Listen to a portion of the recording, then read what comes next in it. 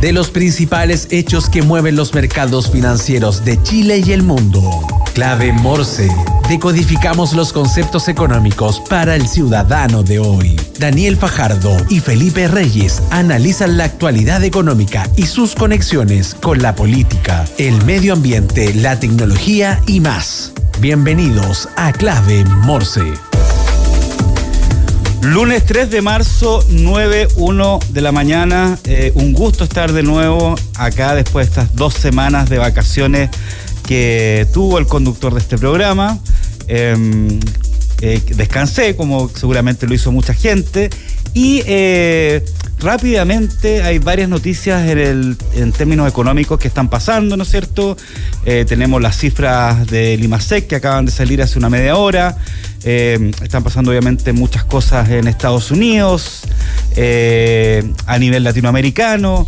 Y en Santiago específicamente hoy está lo que se denomina el Super Lunes, que básicamente tiene que ver con el tráfico que se genera producto de la entrada a clases, principalmente del mundo escolar, aunque todos no han entrado 100%. Las universidades y los institutos y los centros de formación técnica, algunos están entrando ahora, otros la próxima semana. Y la verdad es que yo venía en auto hacia la radio, que está aquí en Providencia, no encontré mucho taco, hasta que, aviso para los que andan en ese sector, hasta que me di cuenta que se había caído un árbol en Pocuro con toda lava, y había un taco de proporciones, así que tengan harto cuidado los que andan por esa zona. Y también este Super Lunes se produce a la vuelta, a la hora de almuerzo, en la tarde. Mucha gente empieza también a llegar de las vacaciones. Así que bueno, bienvenidos a la realidad de Santiago, dentro de todo una ciudad bastante cómoda con respecto al tráfico si lo comparamos con otras ciudades de América Latina, y es lo que es. Les cuento que nos pueden seguir en nuestras redes sociales con el hashtag Clave Morse en la clave en todas nuestras plataformas. También en X y en Instagram con @Radio La Clave, a través de LinkedIn, donde está cada capítulo y cada entrevista de Clave Morse y de todos los programas de Radio La Clave. YouTube, donde también pueden ver on demand todas las entrevistas, independientemente que pueden además ver este programa en vivo. Spotify, donde se guardan todos los capítulos de Clave Morse, y por supuesto el 92.9 frecuencia modulada. Bienvenido, marzo, a Clave Morse. ¿Estás buscando una nueva administración para tu edificio? Entra a administradoreschile.cl, la base de datos de administradores de edificios y condominios más grande a lo largo del país, capacitados con el uso de la plataforma para administradores Comunidad Feliz y con conocimiento de la nueva ley de copropiedad 21.442. Entra a administradoreschile.cl, llena el formulario y te enviaremos gratis 3 opciones de administradores de edificios para que tú elijas la que más te acomoda. Una comunidad bien administrada es una comunidad feliz. Conoce Bendito Residuo, es un emprendimiento que nace desde la necesidad de generar un cambio cultural y una transformación integral en el retiro y manejo de nuestros residuos. Son una empresa que genera un motor de cambio, conciencia, responsabilidad social. Conoce más en www.benditoresiduo.cl. Y La Clave tiene aún un concurso para ustedes. En todos los programas que salgan al aire hoy estaremos sorteando una exquisita caja de chocolates Varsovien, para que sorprendas a tu pareja con este dulce regalo de San Valentín. Aunque ya pasó San Valentín, sigue aún este concurso. Para participar solo debes comentar que quieres participar en nuestro chat en vivo en YouTube y listo, ya estarás en el sorteo. Al final del programa anunciaremos el afortunado ganador. No dejes pasar esta oportunidad de endulzar el Día del Amor con Radio La Clave. En Clave Morse te informamos cómo parten los mercados. Indicadores económicos del día. La unidad de fomento parte en 38.693,27 pesos. El dólar, 958,57. Yo en las vacaciones realmente me desconecté de las noticias y veo que el dólar está a un precio similar al que estaba hace 2 semanas atrás. Vamos a ver qué pasa partiendo marzo, y especialmente tomando en cuenta que viene un programa bastante ajetreado con respecto al tema arancelario en Estados Unidos, que obviamente va a influir en este precio. El euro 1.002,09 sobre la barrera psicológica de los 1.000 pesos. El cobre a un muy buen precio, $4,59 la libra, también con todas las expectativas con respecto a la posibilidad arancelaria de las importaciones de cobre hacia Estados Unidos. Y los petróleos, Brent, $72,96 el barril, y el WTI, $69,83 el barril. Las noticias que debes saber. Titulares en clave Morse. IMASEC, el índice mensual de la actividad económica del país, que va de alguna forma mostrando cómo está la actividad económica en general, un indicador bastante importante que da a conocer el Banco Central todos los meses. Salió el IMASEC de enero, que creció un 2,5%, por debajo de las expectativas del mercado. Ahora, las expectativas del mercado eran de más o menos un 3,8%, en general por ahí un poco más, un poco menos. Y creció un 2,5%, bastante menos que el crecimiento histórico que hubo en diciembre del 2024.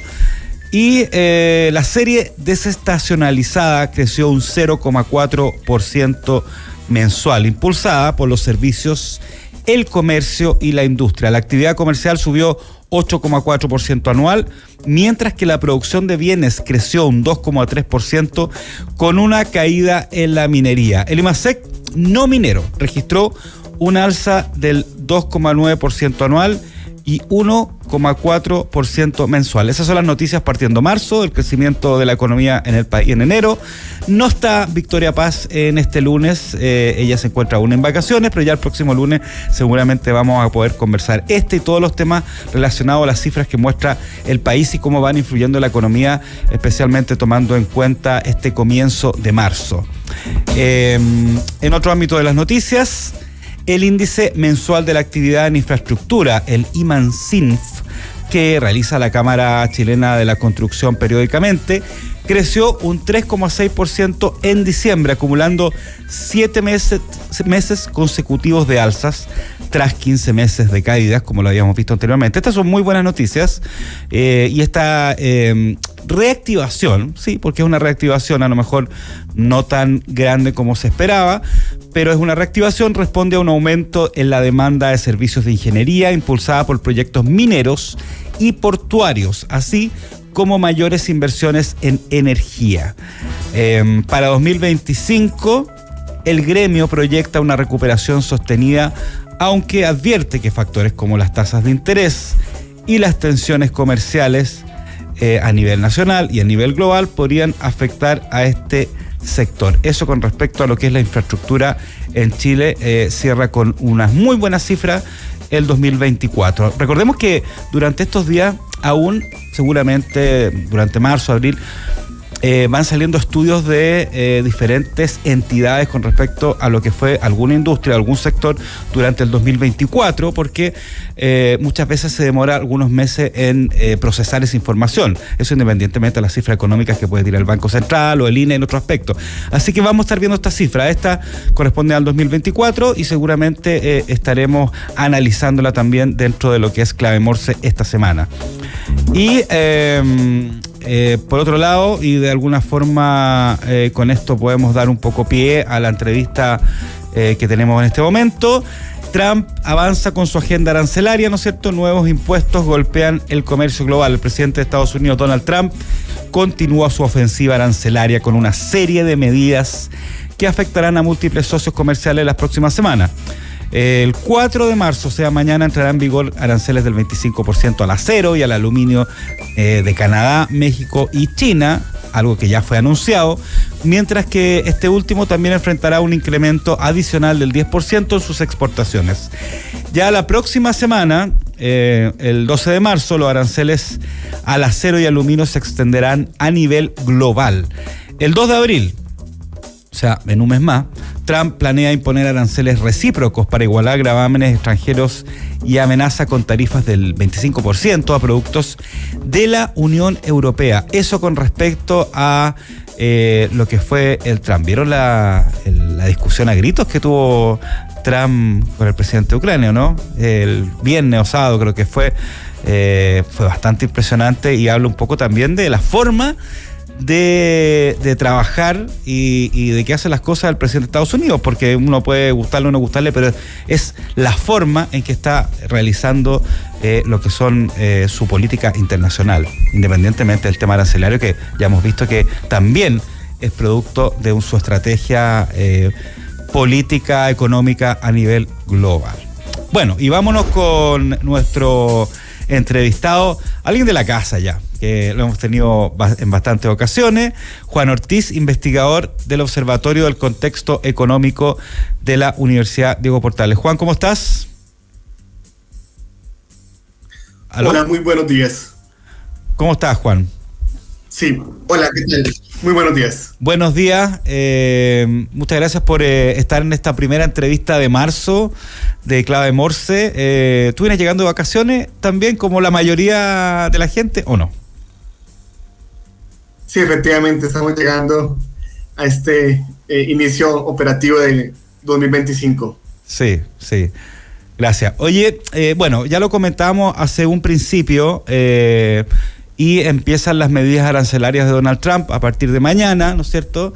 Está de alguna forma anuncios que hizo en su campaña, después que los reafirmó ya en su periodo, lleva un mes y medio aproximadamente como presidente de Estados Unidos, y ahora empiezan a correr. Entonces, quería preguntarte primero, ¿qué es lo que va a pasar esta semana con respecto a lo que es el tema arancelario de Donald Trump, principalmente en lo que estamos viendo con el acero, digamos?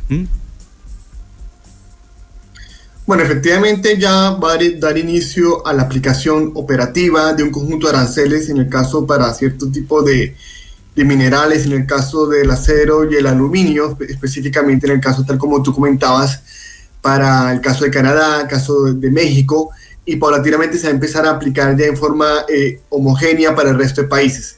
Efectivamente ya aquí pasamos ya a un elemento no solamente de amenaza, sino de implementación de un conjunto de medidas arancelarias que eventualmente van a impactar el mercado, ya lo han venido haciendo eventualmente, por lo tanto no es una noticia muy positiva, principalmente para los socios comerciales de este país, en la medida que eso impacta evidentemente los flujos de comercio internacional. Ahora, esto es independiente al anuncio que hizo en un principio Donald Trump del tema arancelario con Canadá y Estados Unidos, o sea, Canadá y México en general, y luego de conversaciones se aplazó. ¿Esto es independiente o está dentro de lo mismo?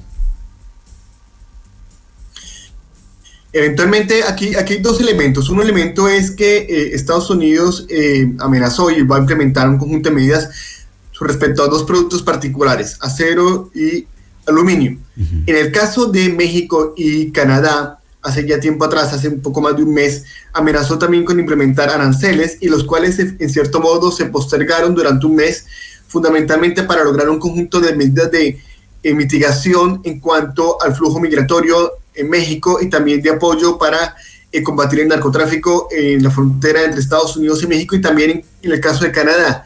Eventualmente lo que hizo Estados Unidos fue tratar de implementar un conjunto de amenazas creíbles para que esos países tomaran en cierto modo una actitud un poco más fuerte, principalmente con el tráfico de armas, con el tráfico de drogas en la frontera con respecto a este país. Ahora, eventualmente este tipo de medidas quedaron sujetas a que eventualmente se pudieran aplicar si es que Estados Unidos consideraba que las medidas tomadas por México y por Canadá no eran suficientes para lograr, digamos, en cierto modo, los objetivos que Estados Unidos está buscando en cuanto al manejo de la frontera. Por lo tanto, eventualmente todavía queda por esperar si efectivamente durante esta semana sí van a correr aranceles, pero ya sean de carácter homogéneo y amplio, tanto para Canadá como para México. Lo que tenemos hoy realmente en la práctica únicamente son los aranceles que van a iniciar efectivamente solamente para dos productos en particular. Ahora, eso es importante diferenciarlo, porque si bien los aranceles generales que anunció, como dices tú, Donald Trump con México y Canadá en un principio, es más un tema por el manejo de la droga, de la inmigración. O sea, no tiene que ver exclusivamente con un tema económico. La diferencia con del aluminio y el acero es que tiene que ver con un tema económico. Y en base a eso, ¿qué es lo que espera o cuál es el objetivo económico y comercial que espera Trump con esta medida arancelaria? Hay varios elementos a considerar. El primero es entender que él, cuando logra la presidencia en Estados Unidos, lo hace bajo una plataforma política donde tiene un apoyo muy importante de los trabajadores del sector manufacturero y también de ciertos sectores mineros en Estados Unidos, donde buscaba fundamentalmente prometer medidas para limitar este proceso de desindustrialización que tiene Estados Unidos desde hace ya muchos años atrás, y también el impacto que ha tenido la globalización en ciertos sectores estratégicos, como en el caso de la minería. Por lo tanto, él está hablando aquí en parte también a su electorado, en el sentido de mostrar medidas concretas, porque en teoría, y solo digo en teoría, ese tipo de medidas lo que va a impulsar es la producción doméstica, en la medida que va en la práctica a restringir parcialmente el volumen de importación de este tipo de productos, tanto el acero como el aluminio, que vienen principalmente de Canadá, en el caso de Estados Unidos. Por lo tanto, aquí también le está hablando una base política, y que eventualmente lo que está buscando Estados Unidos en ese tipo de acciones también es buscar, entre comillas, lo que busca Estados Unidos es poder potenciar a través de ese tipo de instrumentos su manufactura y su minería a nivel local. Es decir, entre comillas, está tratando relativamente de mejorar condiciones de competitividad para poder impulsar este tipo de sectores, para impulsar también un elemento de mano de obra, que en últimas fue esa mano de obra la que votó por la plataforma del actual presidente Trump en Estados Unidos. Uh-huh. Ahora, con estos nuevos aranceles, obviamente los sectores más afectados van a ser justamente la industria del acero y aluminio en estos países, ¿no es cierto? No en Estados Unidos. Pero también afecta a otros sectores, afecta a otras industrias, afecta de alguna forma, de forma tangencial o de forma indirecta a otros sectores de la economía en estos países. Claro, efectivamente, aquí hay varios factores. Por una parte, en Estados Unidos, en la práctica, lo que uno debería esperar es que a la medida que tengamos aranceles para ese tipo de productos, los bienes importados van a incrementar su precio, eventualmente por el arancel, lo que va a hacer que para muchos importadores estadounidenses que compraban el acero o el aluminio de Canadá principalmente, esto va a incrementar sus costos de producción. Por lo tanto, tipo de productos son bienes intermedios que se utilizan para procesos productivos. Claro. Por lo tanto, aquí va a haber un efecto indirecto en cuanto a mayor presión de costos en términos de cadenas de producción. Y es un elemento que en cierto modo se ha comentado en buena parte, el posible efecto inflacionario a través del tiempo de este tipo de medidas arancelarias y la forma como el mercado a nivel de producción local en Estados Unidos se va a ajustar a esta realidad. ¿Por qué? Porque eventualmente los traspasos de aranceles son acotados, eventualmente porque son incrementos de costos que se traspasan parcialmente al precio del consumidor final. Y también eventualmente para los países afectados, como en el caso de Canadá y como el caso de México, de México no tanto, pero más Canadá en el caso de los aranceles de minería, aluminio, etcétera, esto impacta evidentemente su sector puntualmente y va a impactar sin lugar a dudas sectores indirectos que también están relacionados con el sector del acero y el aluminio. Ahora, ¿de qué forma están reaccionando, cómo reaccionarían países como China, Canadá, México ante la inminente entrada en vigor de estos aranceles? Bueno, en la práctica aquí lo que uno va a encontrar, y muy posiblemente vamos a empezar a tener más información, es lo siguiente. En el caso de China, ya hace ya más de un mes atrás, Estados Unidos impulsó un conjunto de aranceles del 10% y China respondió automáticamente con un conjunto de aranceles para exportaciones de Estados Unidos hacia China en cierto tipo de sectores. Por lo tanto, eventualmente ya China respondió efectivamente con aranceles recíprocos en cuanto a este incremento arancelario impuesto por Estados Unidos a productos provenientes de China. Ahora, ¿qué podemos esperar de México y Canadá? Posiblemente una retaliación de igual forma. Eventualmente, ¿qué va a pasar? Que hay un efecto de segunda vuelta donde también productos producidos en Estados Unidos que se venden en estos países, que se exportan hacia México o hacia Canadá, seguramente va a haber algún tipo de retaliación, muy seguramente va a ser mucho más focalizada, como en el caso de China, es decir, hacia cierto tipo de productos en particular, donde esos países implementen ese tipo de medidas arancelarias como respuesta a las medidas arancelarias que ya actualmente van a entrar en vigencia en el caso del acero y el aluminio, tanto para México como para el caso de Canadá. Por lo tanto, eventualmente aquí también la producción local estadounidense se va a ver afectada. ¿Por qué? Porque se van a ver afectados son los productores estadounidenses que también producen algún tipo de bien que se exporta hacia Canadá, que se exporta hacia México. Entonces aquí eventualmente aquí es lo que llamamos el inicio de un proceso de guerra comercial, donde paulatinamente van a haber procesos donde cada país impone un arancel, tiene una retaliación de otro país y paulatinamente en el fondo es un efecto, digamos, es una estrategia donde todos pierden al final del día en términos del volumen de comercio. Estamos conversando con Juan Ortiz, investigador del Observatorio del Contexto Económico de la Universidad Diego Portales, acerca de esta agenda arancelaria de Donald Trump que comienza de alguna forma mañana, continúa los próximos días, ¿no es cierto? El 12, la próxima semana, vienen otras medidas arancelarias, principalmente, y el 2 de abril, además, comienza la aplicación de los aranceles recíprocos con Europa. ¿Cómo puede afectar esto al comercio con Europa y otras economías? Bueno, aquí hablamos de otro tema es mucho más complejo.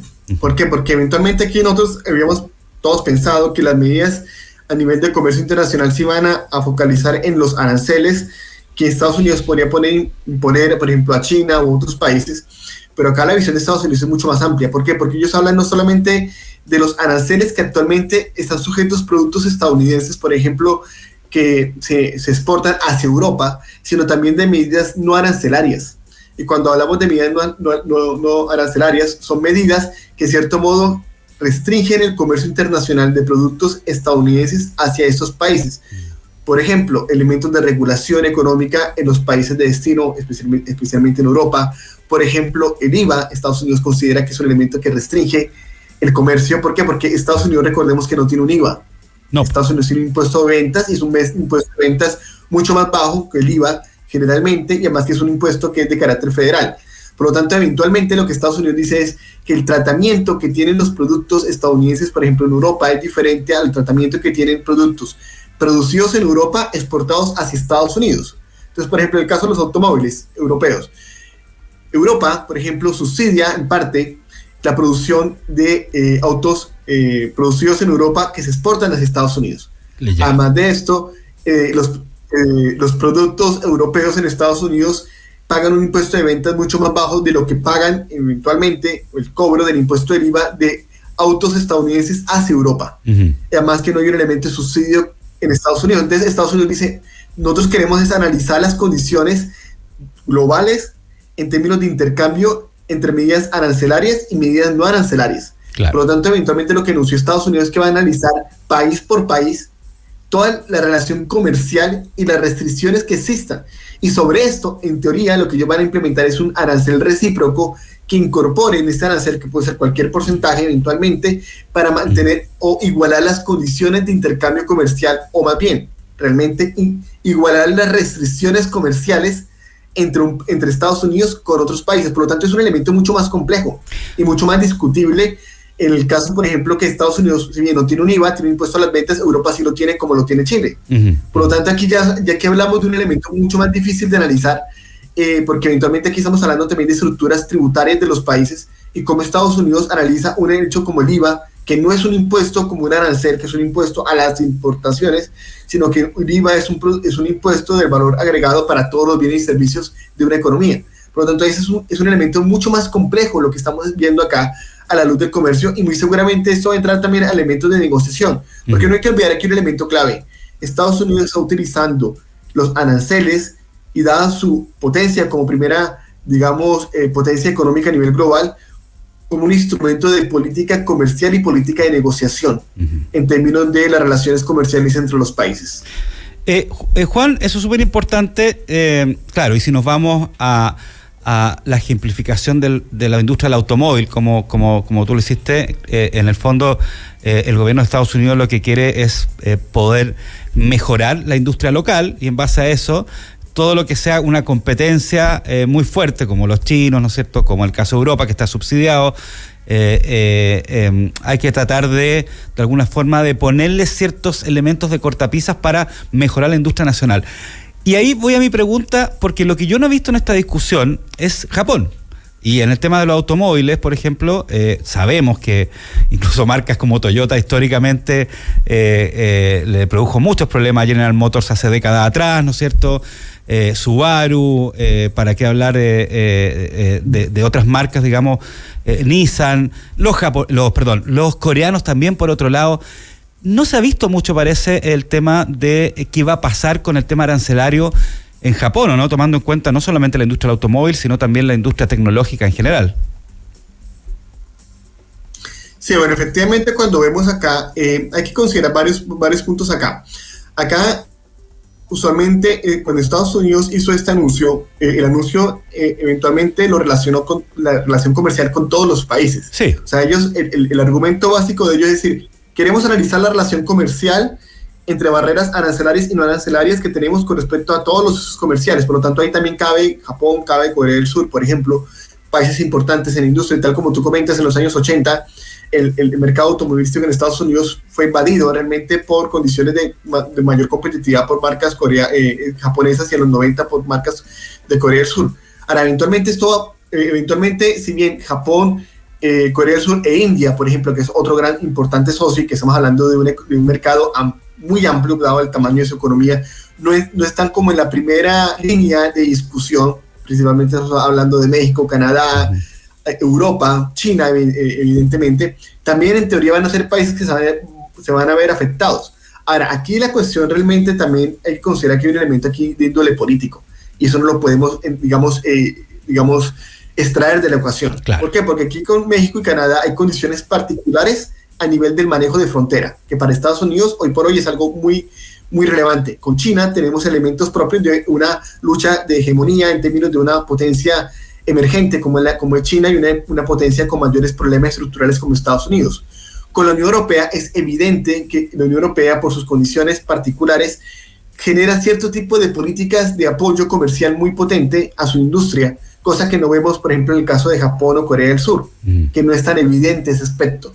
En el caso también de India. Por lo tanto, eventualmente acá hay un elemento también de afinidad política o animadversión política también por parte de Estados Unidos hacia cierto tipo de países donde se focaliza su conjunto de decisión. Pero eventualmente, y si tomamos al pie de la letra el anuncio de Estados Unidos, Japón, India, Corea del Sur también se verían afectados por este análisis en cuanto a estos aranceles recíprocos que se espera implementar. Ahora, hay que reconocer que Estados Unidos en teoría está analizando la relación país por país, y muy seguramente lo que va a empezar es, después del 2 de abril, anunciar un conjunto de decisiones de arancel recíproco, y va a ir país por país, eventualmente aquellos países que tengan mayor, digamos, complejidad a nivel de comercio internacional, y muy seguramente lo que va a tratar es de empezar a renegociar ciertas condiciones de comercio país por país, porque en últimas, insisto, no olvidemos que Estados Unidos está buscando utilizar los aranceles y ese tipo de medidas, digamos, de presión para reconfigurar patrones de comercio internacional y también de cara a su propia producción manufacturera a nivel local. Bueno, y en ese país por país en algún momento, aunque yo sé que Latinoamérica está bien fuera del radar de Estados Unidos, independientemente de México, quizás Brasil, Colombia, Perú también por el puerto de Chancay, pero ha estado bien alejado. Pero en ese aspecto, a Chile, ¿cómo le puede influir esta política de aquí a los próximos meses, tomando en cuenta también este factor de la posibilidad del arancel al cobre? Sí, bueno, aquí varios elementos. Primero que todo, en el caso, digamos, de Estados Unidos y Chile hay un tratado de libre comercio. El tratado de libre comercio en la práctica lo que permitió es que, digamos, no tengamos aranceles con Estados Unidos, y eso obviamente es muy positivo para la economía local porque genera elementos de competitividad para las exportaciones chilenas hacia este país. Estados Unidos es el socio comercial, el segundo socio comercial más importante. Cerca del 17% aproximadamente de las exportaciones nominales de Chile van hacia Estados Unidos. Entre China y Estados Unidos son cerca del 50% en términos de las exportaciones nominales que tiene el país en promedio. Por lo tanto, es un actor importante. Ahora, ¿qué pasa? En el caso que Estados Unidos unilateralmente decida por alguna razón imponer aranceles a productos chilenos, hay que considerar que el Tratado de Libre Comercio tiene cláusulas que permite que en este caso Chile, como país afectado, pueda, entre comillas, buscar una renegociación a través de la Organización Mundial del Comercio, porque en ese sentido estaría Estados Unidos violando un elemento sustancial y estructural del Tratado de Libre Comercio. Es decir, hay instancias donde el país puede eventualmente tratar de modificar esto a la luz de una negociación en la OMC. Y lo comento por lo siguiente, porque Estados Unidos como país, como cualquier país, igual Chile lo puede hacer también, puede imponer en cualquier momento aranceles con respecto a otro país. Cada país tiene evidentemente una autonomía en términos de su política comercial. Pero en el caso de Chile, eventualmente, lo que quiere indicar es que las condiciones, si es que Estados Unidos tomase este tipo de decisiones, tiene instrumentos a la luz del tratado que permitirían eventualmente renegociar, en teoría más fácil, este tipo de procesos, si es que Estados Unidos decide en algún momento modificar la política arancelaria con respecto a Chile. Ahora, lo que uno puede eventualmente pensar inicialmente es que acá en Chile, claramente, y muchos países de América Latina no están en su primer, digamos, línea en cuanto a la renegociación, porque eventualmente el comercio con Chile, entre Estados Unidos y Chile, para Estados Unidos es muy, muy bajo. Claro. Eventualmente para Estados Unidos el rol de China, la Unión Europea, Japón, México, Canadá es mucho más importante por volumen, etcétera, que por ejemplo buena parte de los países de América Latina, incluido Chile. Por lo tanto, posiblemente podemos esperar que si es que se llegase a dar ese tipo de elementos puntuales, no serían, digamos, en el corto plazo. Quizás el elemento en que sí habría cierto tipo de riesgo, creo yo, es más en el caso del cobre. Y estamos hablando del cobre como producto, como commodity o materia prima, pero a nivel general. Es decir, que Estados Unidos busque imponer un arancel similar al que ya actualmente va a imponer al caso del aluminio, ¿sí? Del acero, que eventualmente también, porque Estados Unidos hace un poco más de un mes también eventualmente anunció en una información muy, muy general que también posiblemente y para el cobre iba a buscar imponer algún tipo de arancel. Por lo tanto, eventualmente el mayor riesgo que tiene Chile, creo hoy, es que estos aranceles que van a empezar a implementarse a partir de esa semana para México, China, Canadá, en el caso de ese tipo de commodities, en el mediano plazo, Estados Unidos amplíe ya de forma mucho más concreta en el caso del cobre. Y eso eventualmente sí sería un riesgo más para Chile. ¿Por qué? Porque eventualmente Estados Unidos, si bien para el cobre como tal no es un actor tan importante, cerca del 11-12% de las exportaciones nominales del cobre tienen destino a Estados Unidos, igual tiene impacto en cuanto al precio del mercado internacional y eventualmente ahí podría ser el elemento de mayor riesgo, por lo menos en el mediano plazo. Juan Ortiz, investigador Observatorio del Contexto Económico de la UDP, 1.000.000 de gracias por acompañarnos en este super lunes en Clave Morse y contarnos un poco cómo se viene el panorama de la programación arancelaria de el gobierno de Estados Unidos. Un abrazo, que tengas buena semana. A ustedes, muchas gracias. Un abrazo. Chao, chao.